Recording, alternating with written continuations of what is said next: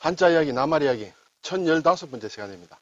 이번 시간은 우리 구독자님의 요청에 의해서 울화통이란 말을 한번 살펴보겠습니다. 우리가 울화통 터진다 이런 얘기 많이 하죠. 네. 제가 인터넷을 보니 직장 상사 때문에 울화통이 터져요 이런 게 나왔어요. 이걸 또 반대로 생각하면 부하 직원 때문에 울화통이 터져 뭐 이런 경우도 있으리라 생각해서 제가 한번 적어봤습니다. 그리고 치솟는 울화통, 화병 어찌하면 좋을까요? 울화란 말, 물론 또 울화통이란 말, 그리고 화병이란 말이 이제 여기서 나오는데 한번 살펴보겠습니다. 네, 울화, 울자가 상당히 복잡합니다. 울화, 막혔다는 뜻이에요. 막혔다. 그리고 울창하다, 숲이 울창하다 할 때 씁니다. 화는 이제 불화자다. 네. 불을 뜻하기도 하고, 우리가 화가 났다, 화병이다 할 때도 이 글자를 씁니다. 네, 속에서 불처럼 부글부글 끓어오르는 모양입니다. 막힐 울자는 상당히 복잡합니다. 일단 글자를 그대로 뜯어보면 여기에 나무 목자가 두 개가 있죠. 숲을립니다. 그리고 가운데에 장군 부자가 있습니다. 그렇죠? 그리고 덮을 멱이 있고 요 글자가 이제 울창주 창이라는 것인데 그리고 또 이제 터럭삼이 있다 이렇게 되겠습니다. 상당히 글자를 보면 꽉 막혀 있고 좀 울창하고 또 답답하다 뭐 그런 생각이 듭니다. 여기에서 보면 이 울창주라는 것은 제가 예전에 설명을 사실 드린 적이 있습니다만 아주 울금으로 만든 향기가 많이 나는 술을 얘기한다. 자, 여기에 뭔가 통이 있습니다. 통 안에 쌀을 넣었다. 그렇죠? 쌀. 예, 쌀밑자를 옆으로 살짝 돌렸다. 이렇게 생각하면 되겠죠. 통에 쌀을 넣어서 이렇게 발효가 된다.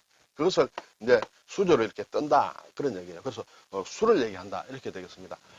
자, 그러면 이 울화라는 것은 사전을 찾아보니 마음속이 답답하여 일어나는 화를 울화라 그런다. 울이라는 것이 답답하다는 것이에요. 네. 그래서 울화가 난다 이런 얘기 하죠. 그리고 분한 마음을 사귀지 못하여 일어나는 화를 얘기한다. 그는 울화가 치밀어 술을 병째로 마셨다. 네, 이것은 사전에 나오는 예문입니다. 네. 우리가 울화라 하면 또 마음에서 일어나기 때문에 심화, 마음 심자를 써서 심화라고도 합니다. 네. 그러면 이제 울화통이란 어떤 것이냐? 통은 한자말이 아니고 순우리말이다. 이렇게 되겠습니다. 그래서 울화통이라는 것은 몹시 쌓이고 쌓인 마음속의 화를 속되게 이르는 말이다. 아, 울화통 난다. 울화가 난다. 그리고 울화를 강조하여 이르는 말이다. 이렇게도 합니다. 그리고 화통, 화가 난다. 아, 화통. 글쎄요, 화통이 난다. 이런 말은 뭐 저는 잘 쓰지 않은 것 같습니다만 울화, 울화통 이렇게 되겠습니다. 화라는 것은 앞에서 말씀드렸습니다만 불을 뜻하는 그런 글자이죠. 그런데 몹시 못마땅하거나 언짢아서 나는 성이 나는 것, 그것이 화가 난다. 때 쓴다. 거기에서 나오는 것이 이제 화병이다. 그렇죠? 울화병을 줄임말이다. 이렇게도 볼 수 있습니다. 제가 화병이라는 것을 예전에 들은 적이 있어서 다시 한번 좀 조사를 해봤습니다. 화병이다. 이것은 특히 우리 민족의 고유한 병이다. 전 세계적으로 우리 예전 얘기하면 조선민족, 지금 우리 한민족에게만 있는 좀 문화적인 현상의 병이다. 이런 얘기가 있어서 한번 제가 찾아서 정리를 한번 해봤습니다. 화병이라는 것은 한의학에서 다루는 병인데 스트레스, 화죠. 스트레스를 참는 일이 반복되어 발생하는 일종의 신경성 신체화 장애다. 신경성인데 그것이 신체에 이제 몸에 나타나는 그런 것이죠. 신체화 장애를 일컫는 말이다. 우리 민족은 한의 민족이라 해서 한이 예전부터 많았다. 한이라는 것은 속으로 쌓였다. 그래서 화병이 나타나는 게 아닌가 생각이 드는데 요즘은 글쎄요. 화병도 옛날보다는 막 그렇게 많이 듣지 못하는 것 같습니다. 예전에는 사실 화병으로 누가 죽었다더라. 뭐 이런 얘기도 또는 화병에 걸렸다더라. 이런 얘기 들은 것 같은데 요즘은 많이 듣지 못하는 걸 보면 상당히 우리의 생활이 많이 이렇게 좀 바뀌었다. 이제 속으로만 쌓는 막 그런 시대는 많이 지나가는 것 같습니다.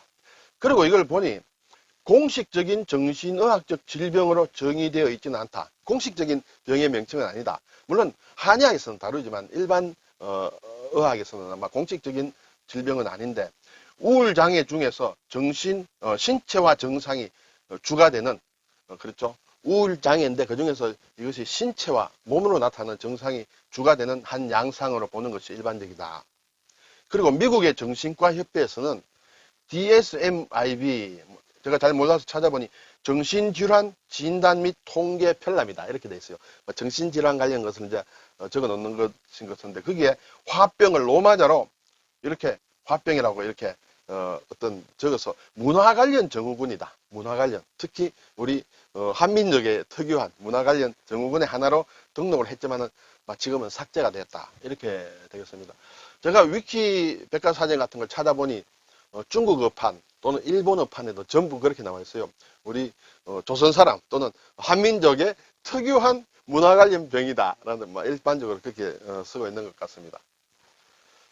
자, 이제 화통, 아까 울화통이라는데 이 통자를 통자를 쓰게 되면 이제 내용이 달라지죠. 기차나 기선, 공장 따위의 굴뚝을 화통이라 한다. 그렇죠? 불길이 이렇게 올라가는 통이다. 그렇게 되겠습니다. 그래서 이런 말을 많이 하죠. 화통을 삶아 먹는다. 사람이 목소리가 아주 큰 것을 화통 삶아 먹었나? 이런 얘기를 하죠. 형은 화가 나면 화통을 삶아 먹은 것 같은 소리로 호통을 치곤 한다. 네, 이런 거 우리가 자주 접할 수 있습니다. 이 울에 대해서는 제가 예전에 울릉도란 설명을 한번 드렸습니다. 한자 이야기 510번째 시간에 드렸는데 좀 궁금하신 분은 다시 한번 찾아보시면 울에 대해서 그때도 좀 설명을 드렸습니다. 그리고 울이 들어가는 것 중에 유명한 것이 또 조울증이라고 있죠. 조울증. 조증과 울증을 합친 것이다. 조증은 기분이 상당히 업된 상태고 보통 이상으로 업됐다. 그리고 울증은 아주 그냥 답답한 그런 상황이다. 그래서 조증은 이 조는 성급하다. 네. 성급할 조자를 쓰고 울증이 이제 울은 이 답답한 울자를 쓴다. 가슴이 답답한 병증 울증이다. 합쳐서 조울증이라 한다. 이렇게 되죠. 네, 오늘 본 이 울자 다시 한번 보겠습니다. 크게 제가 봤습니다. 예, 나무 사이에 숲 속에 단지가 있다. 장군입니다. 그릇입니다. 그렇죠? 그릇이 있고 그게 또 막혀고 이렇게 쌀 울창주가 들어있다. 네, 쌀도 이렇게 글쎄요. 발효가 제대로 되기 위해서는 어느 정도 공기가 차단이 돼야 되는지 모르겠습니다. 그리고 여기에 또 트럭이 이렇게 빽빽하게 있다. 그래서 이 울자를 쓴다, 막힌다, 울창하다 그런 뜻을 씁니다. 손으로 쓸 일은 별로 없겠죠. 대략 보고 읽을 줄 알고 하면 되겠습니다. 그래서 울릉도 또는 조울증 그리고 울창하다 할 때 그때 쓰는 글자다. 네, 오늘 울화통이라는 것을 한번 살펴봤습니다. 네, 통은 순우리말이다. 네, 요즘 살다 보면 여러 가지 답답할 때 많습니다. 특히 코로나도 있고 또 지금 한창 무더운 더운 여름입니다. 그래서 화가 날 때 많이 있겠지만은 잘 견뎌내시길 바랍니다. 네, 감사합니다.